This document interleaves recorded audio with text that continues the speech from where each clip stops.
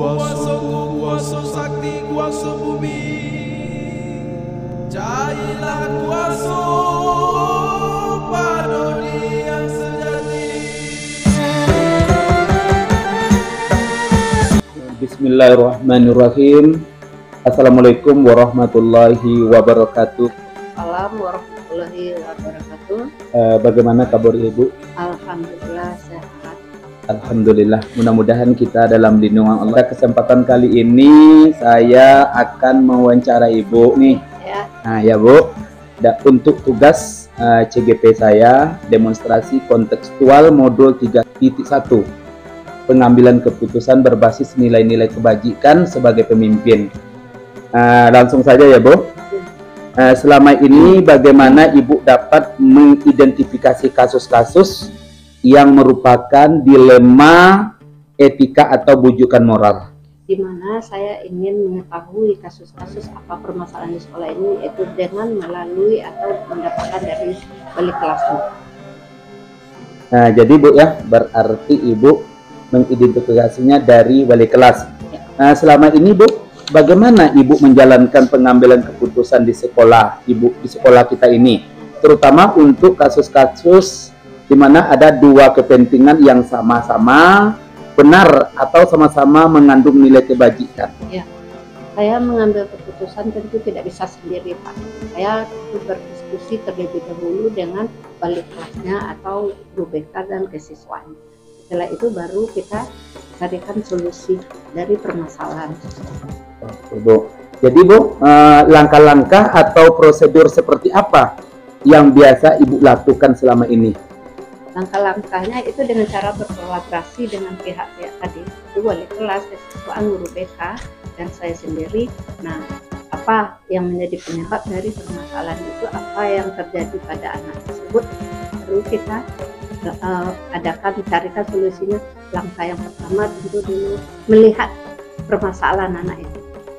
Nah, jadi Bu, kalau seperti itu, hal-hal apa saja yang selama ini Ibu anggap efektif dalam pengambilan keputusan pada kasus-kasus dilema etika?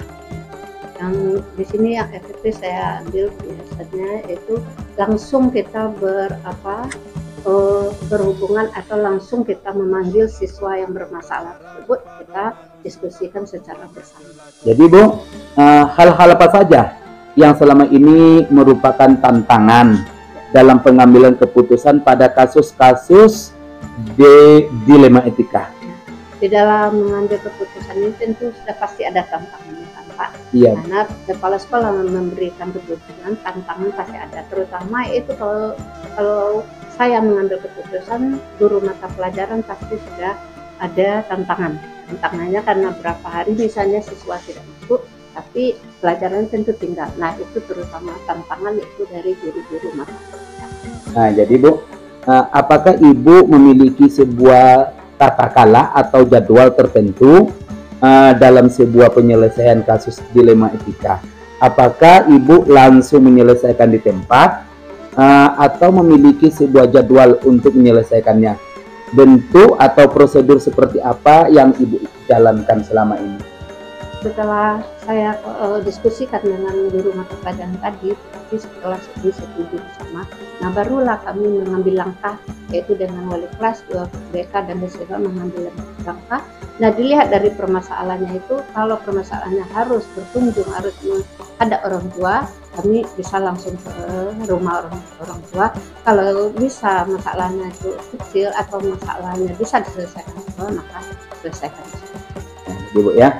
Jadi Bu, adakah seseorang atau faktor-faktor apa yang selama ini mempermudah atau membantu Ibu dalam pengambilan keputusan dalam kasus dilema etika? Ya, dalam mengambil keputusan saya tentu harus dibantu oleh terutama guru BK. Karena guru BK itu dia juga harus bekerja sama dengan kepala sekolah. Ini kasus anak, ini solusinya.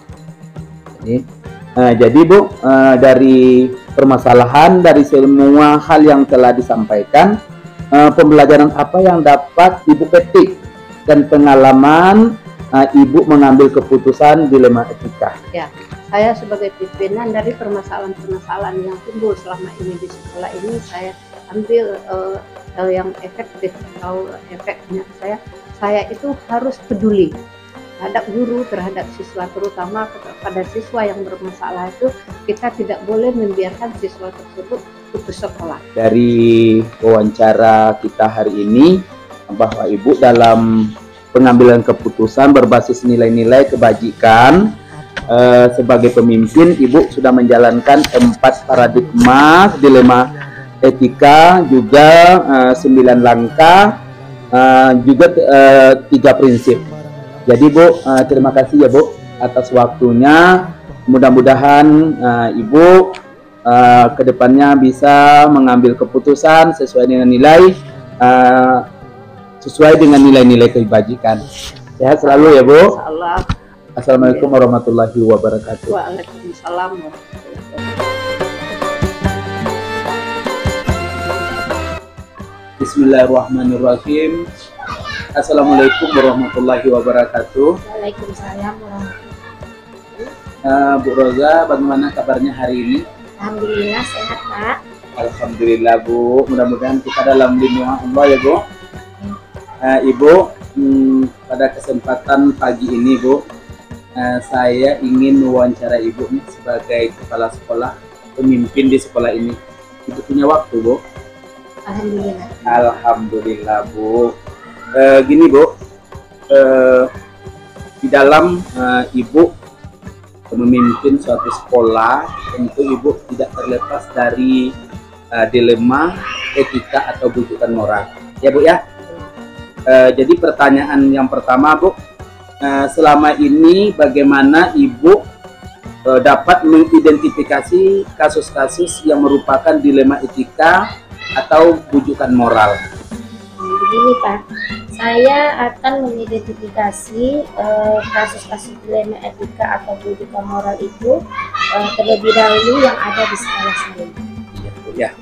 Berarti mengidentifikasi Bu ya. Ya, kita identifikasi. Ya, kita lanjut ya Bu. Selama ini Bu, bagaimana Ibu menjalankan pengambilan keputusan di sekolah, terutama untuk kasus-kasus di mana ada 2 kepentingan yang sama-sama benar atau sama-sama mengandung nilai kebajikan? Saya akan mengidentifikasi dan mencari solusi dengan cara berkolaborasi yang berkaitan dengan berdiskusi dengan majelis guru yang ada di sekolah saya tentang kasus tersebut. Iya ya. Jadi Bu, langkah-langkah atau prosedur seperti apa yang biasa Ibu lakukan selama ini? Langkah-langkah yang saya lakukan pertama sekali yaitu saya akan mengidentifikasi kasus-kasus tersebut dan saya akan bermusyawarah atau berkolaborasi dengan majelis guru untuk mendapatkan solusinya. Oke Bu. Selanjutnya Bu, hal apa saja yang selama ini Ibu anggap efektif dalam pengambilan keputusan pada kasus-kasus dilema etika? Yang efektif sekali ya kita harus bermusyawarah dengan majelis guru. Iya Bu ya.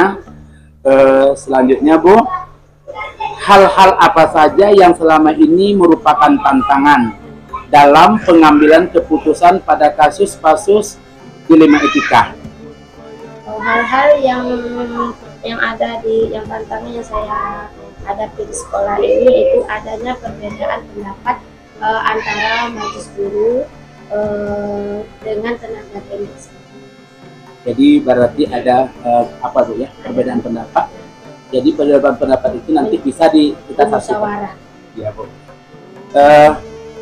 Apakah Ibu memiliki sebuah tata krama atau jadwal tertentu dalam sebuah penyelesaian kasus dilema etika? Apakah Ibu langsung menyelesaikan di tempat atau memiliki sebuah jadwal untuk menyelesaikannya? Bentuk atau prosedur seperti apa yang Ibu jalankan? Itu dilihat dulu dari kasusnya Pak. Kalau kasusnya berat bisa kita ringan bisa kita selesaikan di tempat. Kalau kasusnya berat kita akan mengatur jadwal untuk menyelesaikan. Ibu ya, dilihat dulu, diidentifikasi Iya, dulu kasusnya. Kalau berat kasusnya kita membuat jadwal, kita membuat langkah-langkah untuk menyelesaikannya. Kalau seandainya ringan kasus itu bisa kita selesaikan pada hari itu. Ya Bu, adakah seseorang atau faktor-faktor apa yang selama ini mempermudah atau membantu Ibu dalam mengambil keputusan dalam kasus-kasus dilema etika? Ada Pak, kalau untuk masalah itu kita bermusyawarah dengan guru, dengan komite, dengan perangkat desa atau RW. Oh, Ibu ya, berarti Ibu berkolaborasi dengan masyarakat. Terakhir Bu, dari semua hal yang telah disampaikan, pembelajaran apa yang dapat Ibu petik dari pengalaman Ibu mengambil keputusan dilema etika?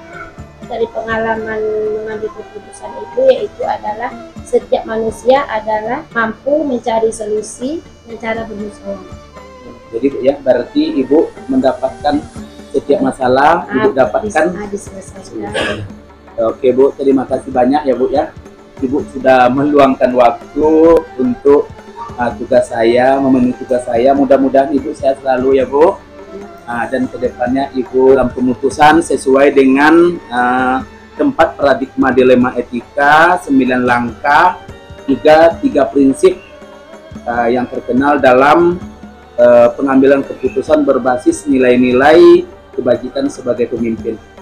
Itu ya Bu. Assalamualaikum warahmatullahi wabarakatuh. Waalaikumsalam.